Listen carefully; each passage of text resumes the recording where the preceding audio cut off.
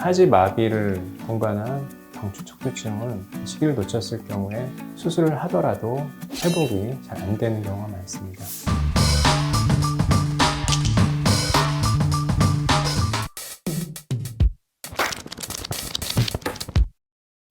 안녕하세요. 신경외과 전문의 이학선입니다.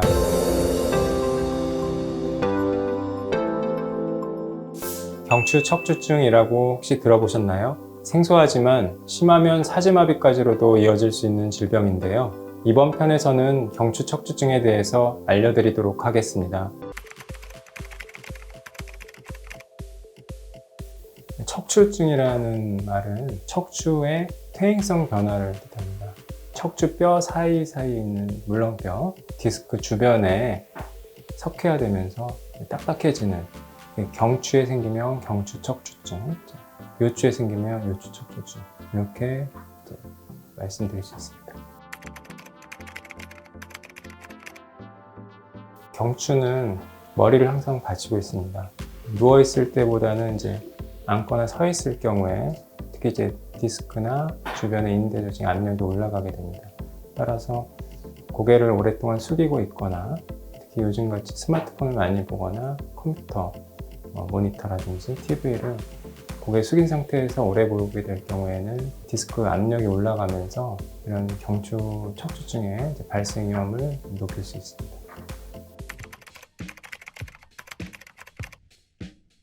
척추를 통과하는 신경 통로가 크게 두 가지가 있습니다. 중심 척추관, 그리고 신경 가지가 나가는 추간공, 이렇게 나눌 수 있습니다. 그래서 경추 척추증도 요자라는 뼈가 중심 척추관을 누르는 경우에는 척수증이라고 해서 보행의 장애를 일으킨다든지 술 마신 사람처럼 비틀거리면서 걷는 그런 보행의 장애를 일으키는 경우가 많고, 추간공 쪽으로 뼈가 자라는 경우에는 목처럼 어깨나 팔, 손 쪽으로 저림 증상이나 통증을 유발할 수 있습니다.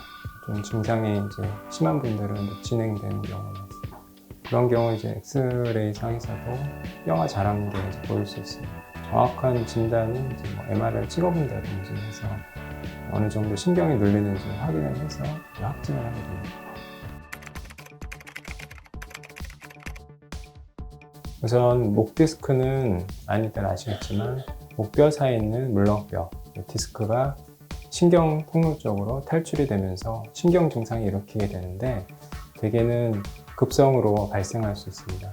그래서 증상이 디스크가 흡수되면서 보존적인 치료에도 호전이 되고 추후에 검사했을 때 디스크가 흡수되는 그런 결과를 볼 수도 있습니다.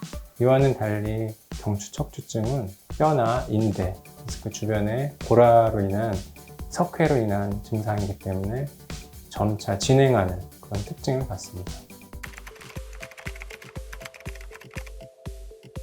경추 척추증을 치료 시기를 놓치는 경우는 대개 다른 질환을 오인했을 때 정확한 진단이 안 됐을 경우가 많은데요.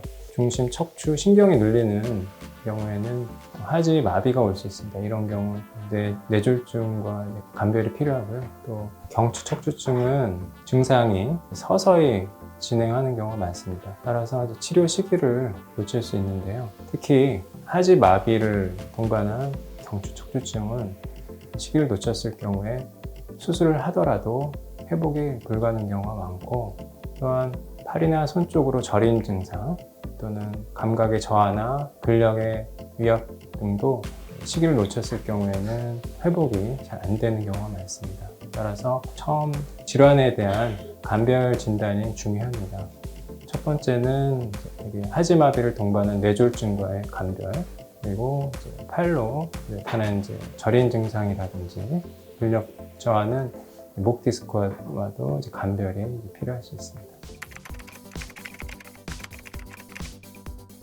보통 환자분들이 경부통, 목 통증이나 어깨 통증, 팔 저림, 손 저림 등을 주소로 내원하는데요. 기본적으로 단순 영상 검사, 엑스레이를 통해서 구체적인 척추 곡선, 척추 디스크 간격 확인을 하게 되고, 확진을 위해서는 디스크 같은 연부 조직, 특히 신경 조직이 얼마나 눌렸는지 확인하기 위해서 MRI를 촬영해야 합니다. 경추 척추증을 크게 가지 신경이 눌리는 경추 척추증과 중심 척추 신경, 즉 척수를 누르는 척추증으로 이제 나눌 수 있는데요. 가지 신경을 누르는 척추증 같은 경우는 대개 약물 치료나 물리치료, 보존적 치료를 우선 시행하게 됩니다. 이러한 치료에도 증상이 지속된다면 수술적 치료도 고려할 수 있습니다.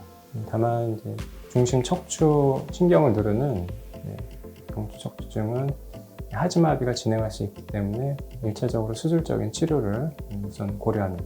경추는 1번부터 7번까지 있고 여러 마디의 척추증이 생길 수도 있고 한 마디에서 두 마디 정도 생길 수도 있습니다.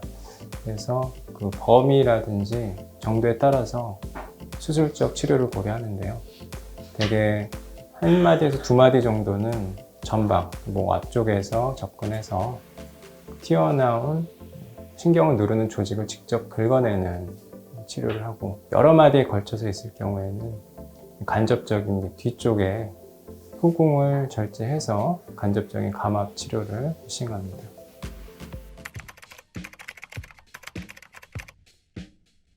아직까지 정확한 원인은 알 수 없지만 유전적 소인이 있다고 알려져 있고 후천적으로도 습관이나 자세, 과도한 육체 노동을 하시는 분들, 장시간 고개를 숙인 상태로 모니터나 TV, 책이라든지 스마트폰 이런 자세에 의해서도 퇴행성 변화가 빨리 오기 때문에 잘 생긴다고 알려져 있습니다.